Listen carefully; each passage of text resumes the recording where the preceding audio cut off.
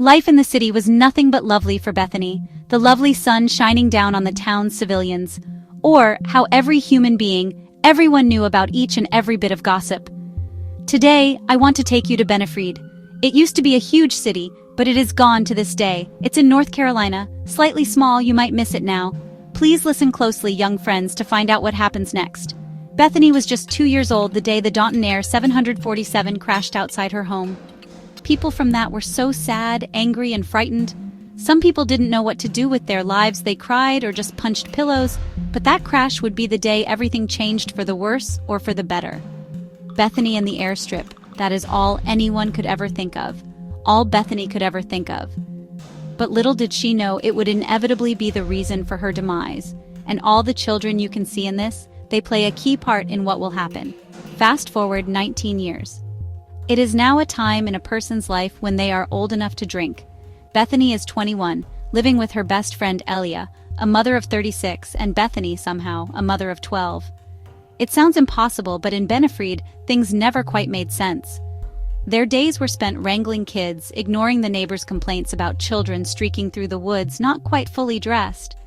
But the reason for that, well, it was quite a playful one. Moktektunu, where Bethany and her friend Elia are from, forbid children running naked in the woods.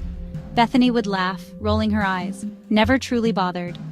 But then one should ask those children that died in the woods and ended up in a shallow grave.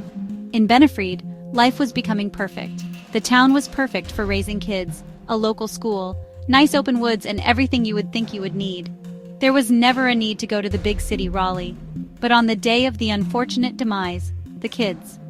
They were locked up in the house after a long and weary morning of changing nappies and lecturing children. The two mothers went for a long walk. Drawn by old memories and a sense of restless longing, they made their way to the abandoned airstrip, the very place the world had crashed down all those years ago.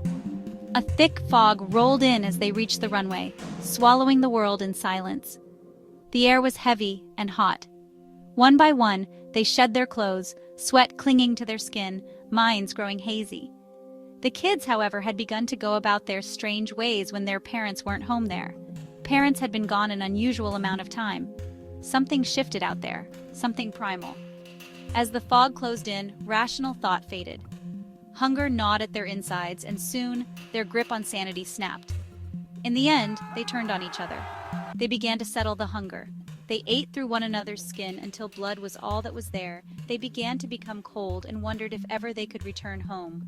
Blood stained the fog, and cockroaches, drawn by the carnage, nested in their ears. As the detail of the blood became too much, their instincts narrowed and the cold settled in. They ate each other and became even more stupid. Their kids did share lights of concern, but they were too busy. The two mothers' blood loss was starting to show, and they were beginning to lose their will to live.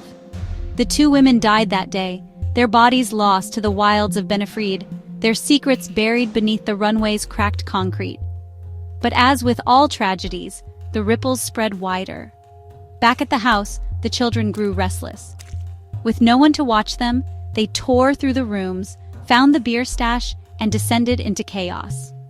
The neighbors saw naked, screaming children darting through the yard, urinating on everything in sight, but did nothing.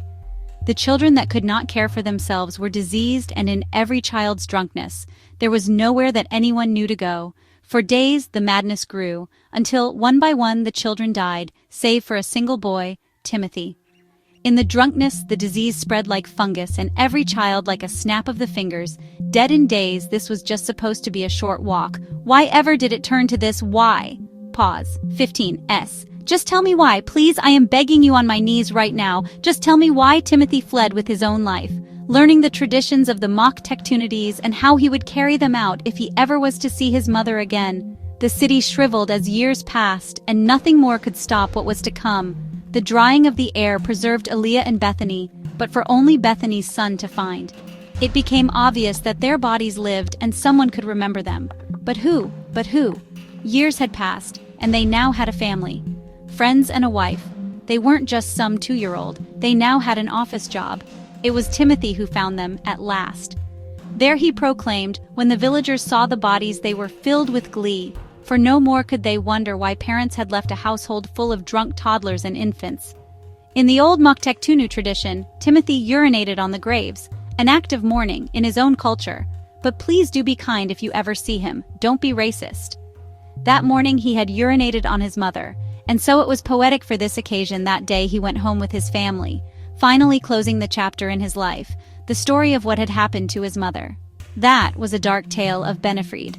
And when the death was all but done, it was Timothy who would remember it at last, the story of a town that had lost itself to the elements, and how its people had only learned the worst that the town could do.